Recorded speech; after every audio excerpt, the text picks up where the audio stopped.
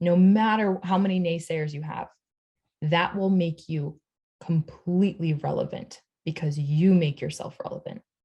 It just is what it is. We are never going to go back to a pre-pandemic time where everything is front facing, everything is in stores. Welcome to Evolve Ventures, the one place where leaders like you can dependably go to shift your consciousness to unlimited potential. I am your host, Bianca Thomas. And I am your host, Emilia Smith, and we hope that you enjoyed our last episode, episode number 93. Poor leadership is costing you more than you think. If you know someone who is struggling in business right now, please share that episode with them. Today in this episode, we're super excited to get into it. Episode number 94, is your business relevant in 10 years? Ooh. If you're not asking yourself that question as a business leader, as an entrepreneur, as someone who's a part of an executive team, or as someone who is an employee looking up at your future, is your business relevant in 10 years? That is the question of the decade and frankly of the century from our perspectives. So we're hoping to, in this episode, really get you looking at some of the factors to really see, engage if your business is relevant in 10 years. So to get us started off, we wanted to tell everyone our story, Emilia and I, and how we started this business. So the year is 2019. It was, was it 2019 or 2020? It was 2019, I think. Right? No, that was 3 years ago, 2020. Yeah, that's when 2020. Yeah. Okay. So the year is 2020 and it is March. And the reason I know this is because this is when the pandemic started. This is when the coronavirus outbreak had started. But before that, Emilia and I had connected. If you're new to the show, then you will not know this story. And if you are a avid listener, welcome back. And you're going to hear the story again. Emilia and I connected over a mutual love of fighting and of Muay Thai. We met at a Muay Thai gym near where we both live. We developed an incredible friendship. And from there, we really started to understand how similar we both were, how we wanted similar things in our futures. We thought very similarly. And Emilia had a long-term dream of starting a podcast. She asks me to join in her on this venture, and we make the decision to start a podcast, a little podcast called the Why Power Podcast. We make the decision to start this. Today is actually, as we're recording this, today's the 12th. Today is the 2-year anniversary of us publishing the information that we're going to start a podcast. So we're posting on social media, we're doing all this promotion and whatnot. And 2 weeks later, and again, I only know this because my birthday is actually in March, the pandemic hits and we are all in quarantine. And this was a really significant event for us because we had a couple decisions to make. We could either say, forget it and not follow through on this, or we could go with it and see what we're going to do and try to build this podcast and this company virtually. Now, thankfully, Emilia has a background in IT. Emilia has a significant history working with technology and with media and in production. And we decide, you know what? Let's do it. Let's see where this goes. Let's see how we can make this the greatest podcast possible, being completely virtual. And that truly has been our mission over the last 2 years. We've onboarded 5 new team members. We are a globally expanding podcasting company, completely virtual. Everything is virtual. So that is our story. And now I will leave it to Emilia to tell her part in her next part of this. So what's fascinating about this story is, and for those of you new listeners, Bianca and I, our love for each other really started, I think, at least from my perspective, was how I knew that she would be in my future for the long term is when I got to punch her in the face. And she not only like appreciated it, but she asked me for guidance on how she could get better in this arena. I did not think that's what you were going to say. Like, I thought you were going to jokingly say that. And you're like, no, like this started when I punched her right in the face. No, straight up, because, you know, and I think that we're going to tie this all in for sure. Don't worry. We're not going off the rails entirely. But when I learned that Bianca wanted to get better after being straight up punched in the face, after being a newbie stepping into something that she, you know, wasn't super familiar with, that doesn't happen often. With me, I am always mastering my skill set, always trying to be humble, and always trying to have the courage to get better every single day. I don't care if someone punches me in the face time and time again. I've had that my entire life. And this is both metaphorical, but also in the actual setting of martial arts. You know, I'm okay with that. As a matter of fact, I encourage that because of the fact that every single punch will make me better.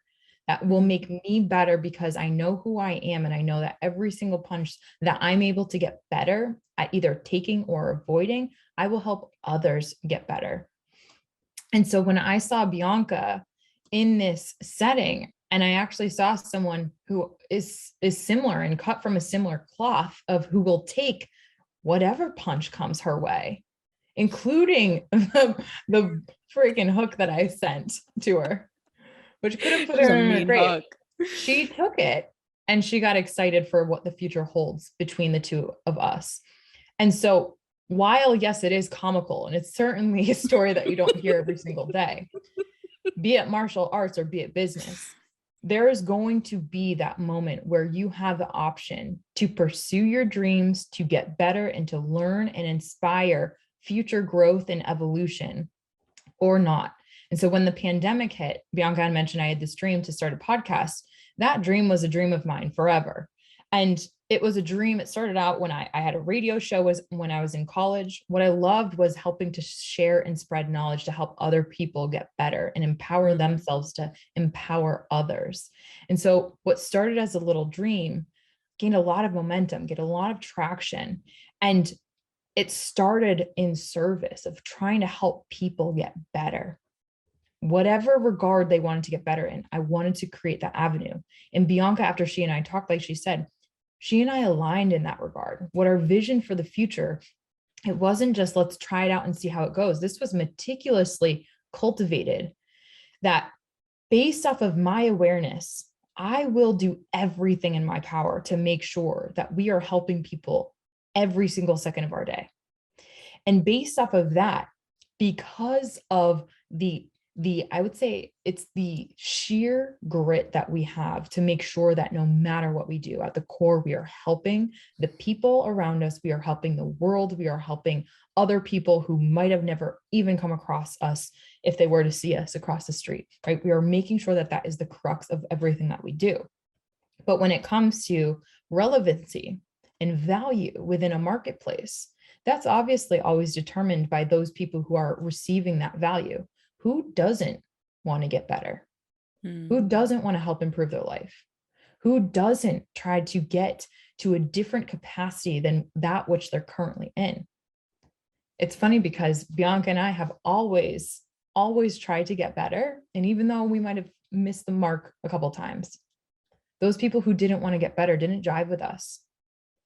They didn't want to stay relevant in the years to come. They would rather stay in their comfort zone. And so from a business perspective, she and I started right out at the beginning of what we didn't know at the time, but what would become a global pandemic claiming thousands and hundreds of thousands of lives. But we started as a small dream. We started as a small dream and decided, like she said, to take a virtual approach because a lot of the future will be based in a virtual metaverse, universe, whatever you want to call it. We made those tough decisions because we weren't just looking at the now, which is what a lot of people do when they start a business, when they start a dream. They just look at that from the face value perspective. And so again, going back to relevancy, what is the value that you bring to the world? That's what we want to encourage our listeners to ask. What is the value that you're bringing today? And going one step deeper, is it timeless? Can you have an impact that will have an impact beyond your personal touch? Will it have a ripple effect, and will it have a butterfly effect? And that's how Bianca and I started out this journey of the Why Power podcast. It started and rooted in asking the question of why, because when you can understand something at a deeper level, you can make better decisions, better choices. You can evolve in the direction that you aspire to evolve in. You can become and remain and stay relevant and thrive in that relevancy in a marketplace with people who matter, who care, who are interested in building a brighter future. And so with that story, yes, it started off as a small dream, as a girl who just loved to talk, who just loved to share information, who just loved to help people and punch people in the face when she got the opportunity. But it also started as two women who had many, many opportunities to have the world tell us that we will never be relevant and we will never make an impact and we will never see success. And honestly, we are not entitled to that. We've heard that time and time again. So it started where we started. It started on the beliefs that we were given, that we were conditioned. It started there. But where we've come from then, 2 years later, almost, the impact, the ripple effect of people's lives that we've changed as a result, the value that has stayed and become even more impactful, the relevancy that is determined, helping people get better and helping them have a better quality of life. I'm sorry, but that does not go out of style. You care for people, you care about their futures, you care about the environment that surrounds them. That doesn't go out of style. So whether you have a background in IT, or you have a background in clinical psychology, or you have a background in studio arts, performing arts, whatever it is, what starts as a dream, if there is true value underneath that, and you're exchanging that and being willing to go and put yourself out there to start a dream and to build the reps that will make truly something extraordinary, no matter what people says, no matter how many naysayers you have, that will make you completely relevant because you make yourself relevant. You do not listen to anyone who tells you to stop, who tells you you're too much, who tells you you shouldn't try. You make yourself relevant because you believe in the value that you bring to the world. Yeah. I think there's a big component of that, though, and that relevancy comes from, are you in your business, in your brand, do you have the capacity to evolve? Do you have, let me backtrack for a second. We did an Instagram live. This is yesterday for us, but this will have been last week for anyone listening. Top 3 traits to evolve team culture: courage, self-belief, and stewardship. Now, how does this tie into a relevant business? If you do not have the courage and the self-belief to change with the times, to be able to acknowledge, acquire, and utilize all of the emerging technologies that are coming out today, your business is going to deteriorate. It just is what it is. We are never going to go back to a pre-pandemic time where everything is front facing, everything is in stores, and you're going into a physical business and whatever else. The model of business is changing. Everything is transferring to online. Everything is transferring to virtual. And if your business is not able to evolve with the changes that are happening, you will not be relevant. And I know that's really challenging to hear, and I know how tough that is. I totally understand it. But the inability to accept change from a clinical standpoint, that's called depression. It's called anxiety. It's called PTSD. Companies, organizations, businesses, leaders, you have to be able to evolve and change with the times in order to stay relevant. Emilia, what was the statistic that you had pulled up? So we looked at the different businesses, because one of the things when it comes to business, everyone who's in the business industry knows this, but for our listeners, if you're not, this is it's fascinating, truly. It's like, there's a lot of people that think that after 3 to 5 years, that's when people typically fall off. Let's actually look at that stat. So when it comes to actually the statistics itself, about 49% of businesses that start that's their failure rate, 49%. So that's just about half of all the businesses, and this is current. So of all the businesses that got started in 2016, just about half of them have failed and they're done. Now, when you look at just the past year, 2021, 5.4 million businesses were started. That hits the record from the year before, which was 2020, that hit 4.4 million businesses were started. And when you look at what you said, Bianca, if you don't have the courage to stand out and to try to do something that you genuinely believe in, that failure, that rate is already against you. And if you don't have the self-belief and you don't build that with sheer grit, using all the tools that are already within your environment, that are literally jumping out to you and saying, hey, use me. That self-belief is a huge component, because you're not going to withstand the times of change, like you said, from a clinical perspective. I have a joke, and it's not really funny, but what happens with people happens in organizations. When you have one bad experience from, like, as a person with like a restaurant that you go to, you're not going to want to go back. In a business, when you have a bad experience with a colleague or a coworker, you have the same trauma. You don't want to work with them. You don't want to do business. So from a leadership perspective, looking at the self-belief, people need to have self-belief and know that they can succeed, know that this is something that they can move forward into. And so those two stats, I think, are really critical to look at, because when you look at, your business that you're starting, are you going to look at that stat and does that get you excited? Do you say, I am going to beat the odds? I don't care if the failure rate was 49%. I'm going to be the complete opposite of that. Because why? Because I believe in myself. I believe in the team that we're building, and I have the capabilities, the traits to be able to steward, meaning move and guide things towards the outcome that I believe in deeply, the value that I bring to the world. We're going to keep this one short and sweet. So we're going to end it at that. Emilia, let's go into our suggestions for episodes and then our top 3 takeaways. Is that aligned?